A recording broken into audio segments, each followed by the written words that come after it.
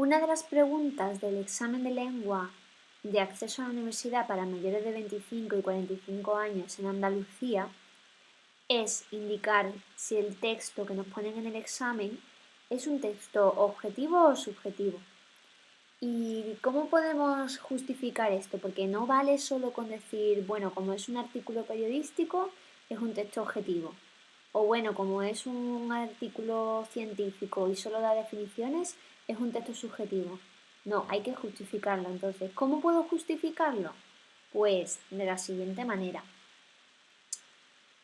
Un texto objetivo. ¿Cuáles son las características de un texto objetivo? En un texto objetivo van a predominar las oraciones enunciativas con función referencial.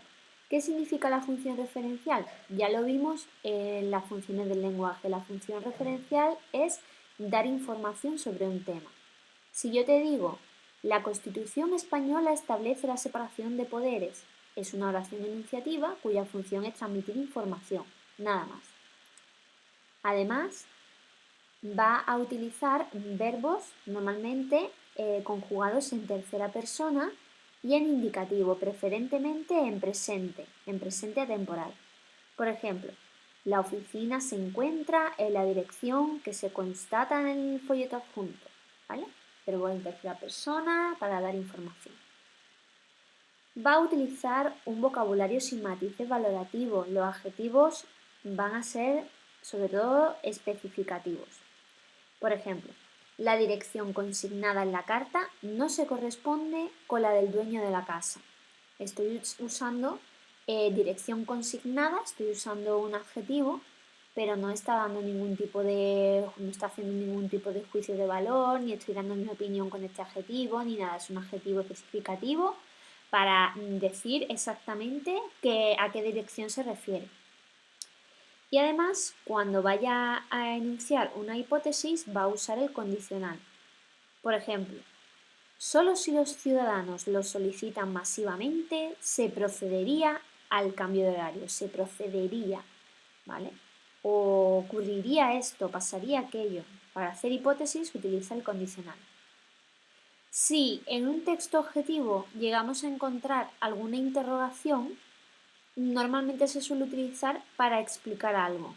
Por ejemplo, ¿qué función tiene el ADN en el organismo? Eso sería una pregunta, pero es una pregunta objetiva, ¿vale?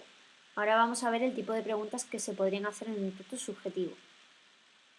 Entonces, si te ponen un texto y es objetivo, no vale solo con decir, se trata de un texto objetivo, punto.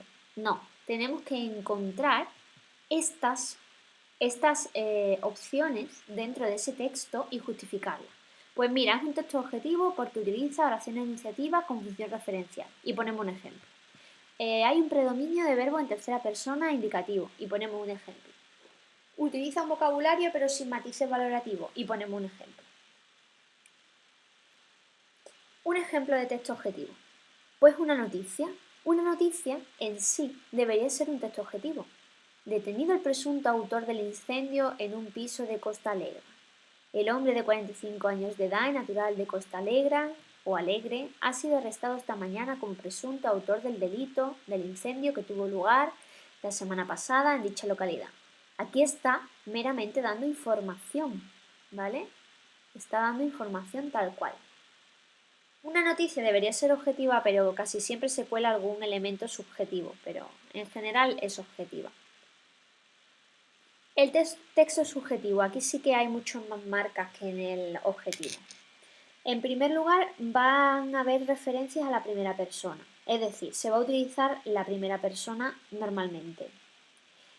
Por ejemplo, me explicó que nada de esto tenía sentido porque nosotros, bla, bla, bla, bla, bla. Hablar en primera persona es rasgo de subjetividad. Emplear oraciones optativas, dubitativas, desiderativas, interrogativas para dar un valor expresivo también es rasgo de subjetividad. Por ejemplo, ¿cómo es posible que hayan permitido esta barbaridad? ¿Cuántos disgustos nos hubiéramos ahorrado con una intervención a tiempo? ¿Vale? Está dando opinión a través del empleo de esas oraciones dubitativas o interrogativas o exhortativas. Por cierto, tengo que cambiar el interrogativa que está mal escrito. Bien, afirmaciones y negaciones categóricas.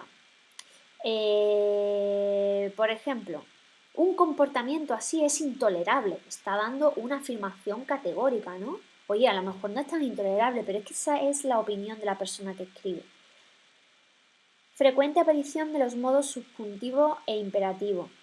Por ejemplo, recordad que, aunque lo intentéis, no estáis en las mejores condiciones para conseguirlo.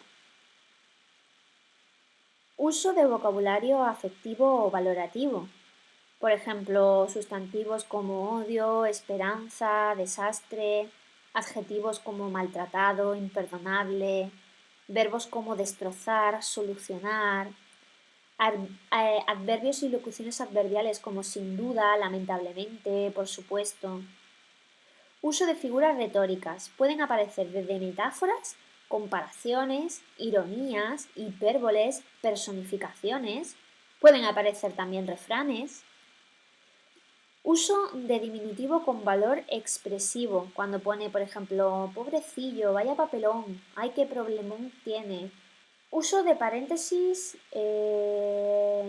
para introducir alguna nota subjetiva.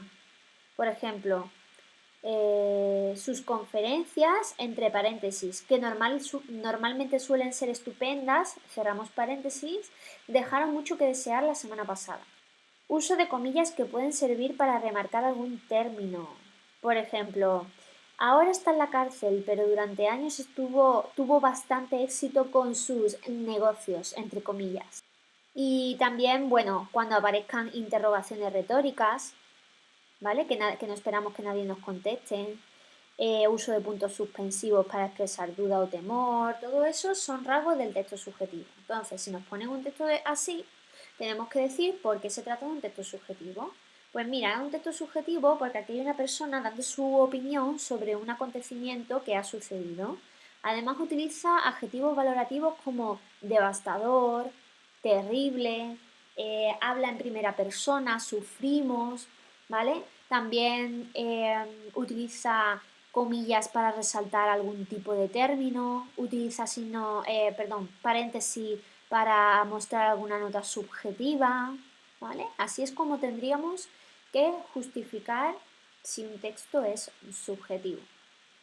Bueno, espero que os haya servido un poco esta explicación de recordatorio y nada, mucho ánimo a todos, que seguro que lo vais a hacer súper bien cuando salga el examen. Adiós.